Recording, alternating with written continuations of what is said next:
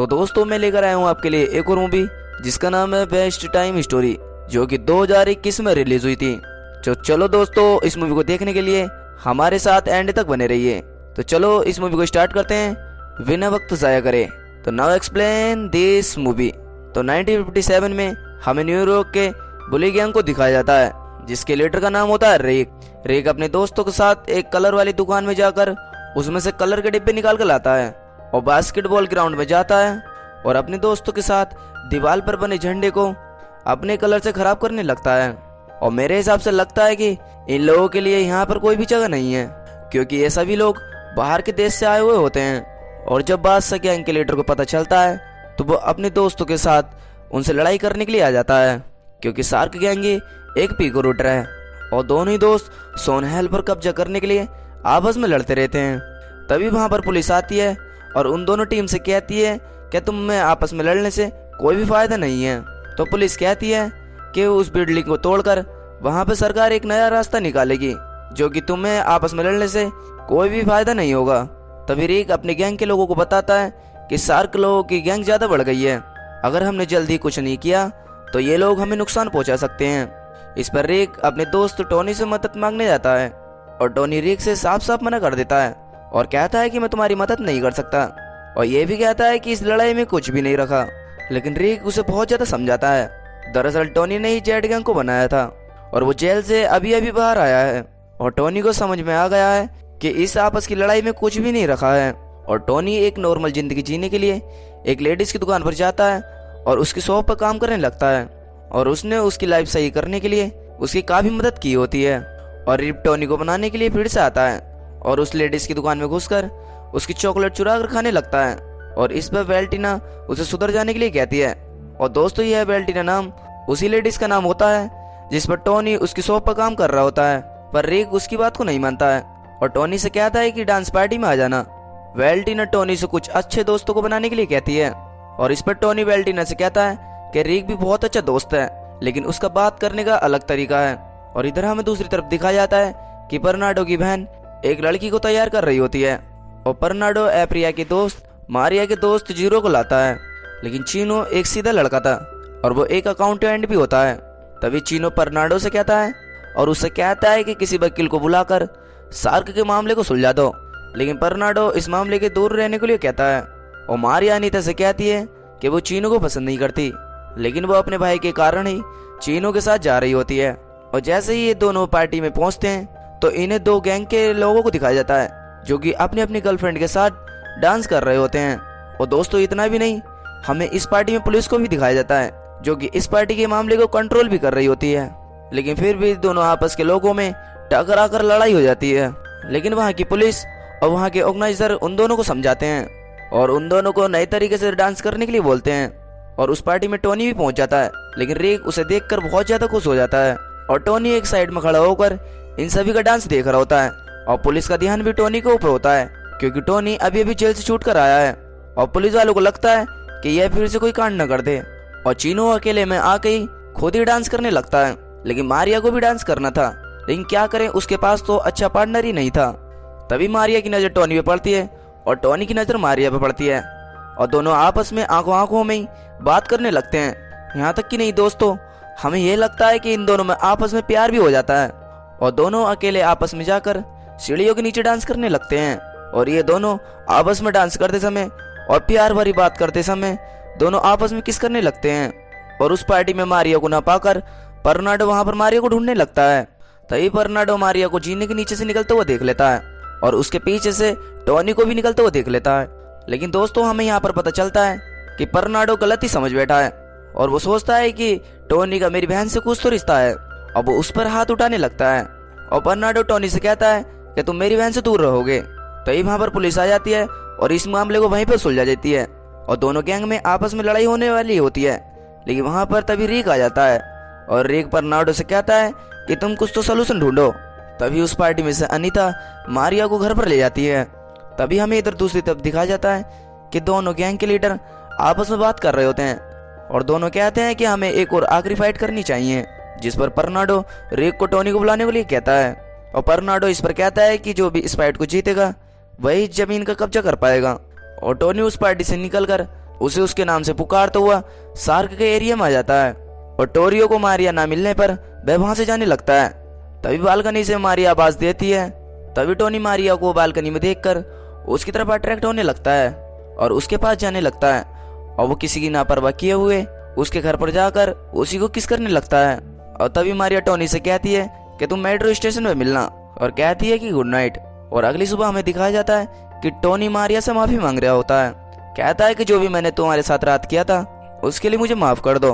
और इस बात को लेकर दोनों में आपस में बहस हो जाती है, पर बर्नार्डो से टोनी से दूर रहने के लिए कहता है और मारिया यह कहकर वहां से चली जाती है। और इसके बाद टोनी वेल्टिना की शॉप पर जाता है और वेल्टिना उसे सब कुछ मारिया के बारे में बता देता है। और टोनी ये भी वेल्टिना से कहता है कि मैं उससे बहुत ज्यादा प्यार करता हूँ। तभी मारिया टोनी से बताती है कि आज रात फाइट होने वाली है और उससे कहती है कि तुम किसी भी तरह इस फाइट को रोकोगे। और उधर पुलिस को आज की होने वाली फाइट के बारे में पता चल जाता है, जिससे कि पुलिस उनकी चैट गैंग के कुछ लोगों को पकड़कर उनसे फाइट की लोकेशन मांगता है, पर वो लोग पुलिस को कुछ भी नहीं बताते हैं। और इधर हम देखते हैं कि टोनी मारिया को एक डेट पर म्यूजियम में ले जाता है। टोनी अपने बारे में मारिया को सब कुछ बता देता है और कहता है कि मैंने गुस्से में आकर एक लड़के को बहुत ही बुरी तरीके से मार डाला, जिसके कारण मैं 1 साल जेल में रहा। लेकिन दोस्तों हमें इधर दिखाया जाता है कि टोनी पहले बहुत ही बुरा लड़का हुआ करता था, जो कि मारिया से मिलने के बाद कुछ ज्यादा ही अच्छा हो जाता है। और टोनी मारिया को एक चर्च में ले जाकर उसे कुछ डायलॉग मारकर उसे प्रपोज करने लगता है, जो कि उसने वेलेटिना से लिखवाए थे। और दोनों आपस में जीने मरने की कसमें खाने लगते हैं। अब दोनों इधर आपस में डिसाइड करते हैं हम दोनों उस फाइट को रोककर उन दोनों गैंग को अपनी तरफ कर लेंगे।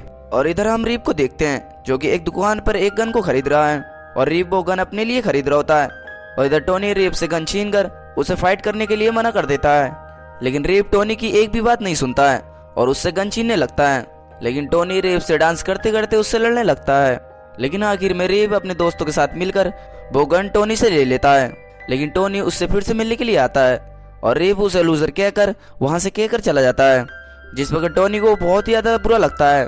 और शाम को दोनों टीमें तैयार होकर रियलियड में पहुंच जाते हैं और टोनी इधर लड़ाई रोकने के लिए एक शटर को उठाता है, जो कि उससे वो शटर नहीं उठ पाता। तभी वहां पर टोनी के पास चीनू आता है और यह दोनों मिलकर उस शटर को उठा लेते हैं और दोनों अंदर आकर बर्नार्डो को उसे रोकने के लिए कहते हैं। और टोनी बर्नार्डो को समझाता है, लेकिन बर्नार्डो को उसकी एक भी बात समझ में नहीं आती और टोनी को मारने लगता है। लेकिन टोनी शांत रहता है और टोनी कहता है कि तुम्हारे पास अभी भी वक्त है, यह फाइट रोक दो। लेकिन बर्नार्डो टोनी को फिर भी मारने लगता है। तभी टोनी बर्नार्डो से कहता है कि मैं तुम्हारी बहन से प्यार करता हूँ। और यह बात सुनकर बर्नार्डो टोनी को और भी ज्यादा मारने लगता है और बर्नार्डो टोनी को काफी देर से मार रहा होता है। और तभी टोनी को गुस्सा आता है और वो भी बर्नार्डो को बहुत ज्यादा मारता है। लेकिन टोनी मारिया के बारे में सोचकर बर्नार्डो को वहीं पर छोड़ देता है। तभी वहां पर रीफ और बर्नार्डो आपस में चाकू निकालकर दोनों लड़ने लगते हैं और इन दोनों में लड़ाई के दौरान बर्नार्डो उसे रीफ को चाकू मारकर वहीं पर मार डालता है। और इधर टोनी अपने दोस्त को मरा हुआ देखकर टोनी को भी बहुत ज्यादा गुस्सा आ जाता है, जो कि टोनी बर्नार्डो पे भी वार कर देता है और उसे चाकू से मारकर वहीं पे मार डालता है। और यह देखकर दोनों गैंग आपस में लड़ने लगती हैं। तभी वहां पर पुलिस के आने की आवाज आती है और दोनों गैंग इधर उधर भागने लगती हैं। और टोनी रिक को अकेले को छोड़ने को मन नहीं करता और उसकी गैंग का उसका एक दोस्त आता है और उसका हाथ पकड़कर वहां से ले जाता है। लेकिन चीनू भी रिक के पास बैठा हुआ होता है और रीफ की वहां से गन उठाकर वहां से चला जाता है। और जब पुलिस वहां पर पहुंचती है, रीफ और बर्नार्डो की डेड बॉडी मिलती है। और इधर मारिया को काम करते वक्त टोनी की बहुत ज्यादा याद आती है।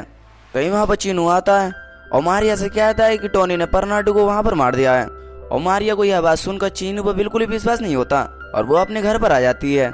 लेकिन वो जैसे ही अपने घर पर पहुंचती है और उसे वहां पर टोनी बेटू को मिलता है और गुस्से में आकर वह टोनी पर मारने लगती है। क्योंकि दोस्तों हमें यहाँ पर पता चलता है क्योंकि मारिया ने उसे लड़ाई रोकने के लिए वहां पर भेजा होता है, लेकिन क्या करें यहाँ पे तो उल्टा ही पासा पड़ गया था। यहाँ पर टोनी ने उसके भाई को ही मार डाला और टोनी इस पर कहता है कि मैं तो उन्हीं लोगों को रोकने के लिए गया था, लेकिन क्या करूँ ये तो मुझसे गलती से हो गया।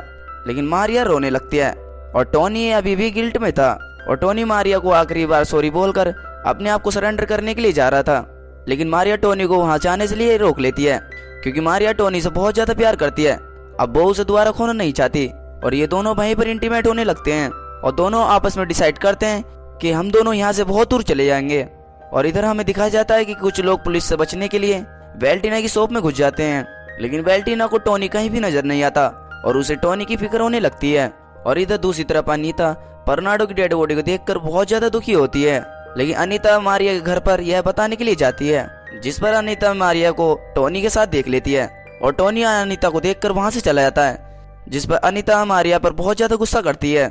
और इस पर मारिया अनीता से कहती है कि मैं नहीं जानती टोनी अच्छा लड़का है या फिर बुरा, लेकिन यह जरूर जानती हूँ कि मैं उससे बहुत ज्यादा प्यार करती हूँ। और मारिया अनीता से इतना कहने के बाद अनीता उसकी आंखों में टोनी का प्यार देखती है और यह बात एक्सेप्ट कर लेती है और दोनों साथ में हक भी करते हैं। और अनीता यह बात सुनकर मारिया से कहती है कि तुम दोनों यहाँ से कहीं दूर चले जाओ, जिस पर उनके घर पर एक पुलिस वाला आता है और टोनी के बारे में कुछ ज्यादा ही पूछताछ करता है। और जिस पर पुलिस कहती है कि चीनू के पास एक गन है जो कि टोनी को मारने के लिए प्लान बना रहा होता है। इस पर मारिया अनीता से कहती है कि टोनी को अलर्ट करने के लिए वेल्टिना के पास भेज दें। तभी अनीता वेल्टिना की शॉप पर पहुंचती है, लेकिन जेड गैंग के लोग उससे कुछ ज्यादा ही बदतमीजी करने लगते हैं और जेड गैंग के लोग कहते हैं कि यह परनाडे के दोस्त की गर्लफ्रेंड थी।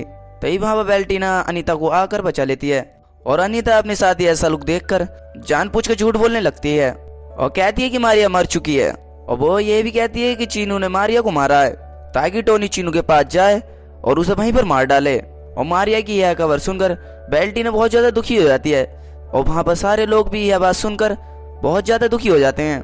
और वेल्टिना अनीता के साथ यह देखकर वहां से अनीता को भेज देती है और इधर शॉप के नीचे टोनी मारिया के साथ भागने की तैयारी कर रहा होता है। और वेल्टिना टोनी के पास आकर उसे मारिया के मरने की खबर बताती है, लेकिन टोनी बहुत ज्यादा दुखी हो जाता है और उसे ढूंढने के लिए वहां से बाहर निकल जाता है और गुस्से में आकर वहां पर आवाज लगाने लगता है और चीनी को मार डालने की कसम भी खाता है। तो वहां पर मारिया भी आ जाती है, लेकिन टोनी मारिया को देखकर बहुत ज्यादा खुश हो जाता है और टोनी भी वहीं पर छुपा हुआ था, जो कि टोनी की आवाज सुनकर बाहर आ जाता है और चीनू पीछे से आकर टोनी को 2 बार शूट कर देता है, जिस पर टोनी मारिया की बाहों में आकर दम तोड़ देता है। तो वहां पर दोनों गैंग के लोग आ जाते हैं और चीनू से बंदूक छीनकर उन्हें मारने की धमकी देती है, लेकिन उसके हाथ में ट्रिगर दबाने की हिम्मत नहीं थी। और मारिया यह देखकर बहुत ज्यादा दुखी होती है और मारिया को पता है कि इस लड़ाई का कोई भी अंत नहीं है और यह भी कहती है कि तुम दोनों आपस में साथ रहोगे। और दोनों गैंग के लोग आपस में मान भी जाते हैं, जिसमें कि दोनों गैंग के लोग टोनी को वहां से उठा कर ले जाते हैं। तभी वहां पर पुलिस आ जाती है और चीनू को अरेस्ट कर वहां से ले जाती है और यह दुख भरी एंडिंग के साथ यह मूवी यहीं पर खत्म हो जाती है। लेकिन यह मूवी हमें एक इम्पोर्टेंट मैसेज देती है कि अच्छाई की राह एक इतनी आसान नहीं होती। लेकिन टोनी ने अपने आप को अच्छा बनने की बहुत कोशिश की, लेकिन उसे हालातों ने बहुत ही बुरा बना दिया और आखिर में टोनी को अपनी जान गंवानी पड़ी। लेकिन खैर उसकी तो यह किस्मत थी, लेकिन आपकी किस्मत आपके हाथ में है, इसलिए हमेशा अपनी लाइफ में अच्छाई का साथ दें। फिलहाल इस अच्छाई के लिए हम इस वीडियो को यहीं पर खत्म करते हैं, लेकिन फिलहाल हम जरूर मिलेंगे ऐसी इंटरेस्टिंग मूवी के साथ। लेकिन तब तक के लिए धन्यवाद। तो दोस्तों मैं आपसे बस एक ही कहना चाहूँगा कि अगर आपको इस मूवी की थोड़ी सी भी एक्सप्लेनेशन आपको अच्छी लगी हो तो इस मूवी को लाइक करके चैनल को सब्सक्राइब कर देना। बाकी की मैंने आपको बता ही दिया है कि आपको अगली वीडियो में जरूर मिलूंगा। तब तक के लिए till then take care, love you, bye bye.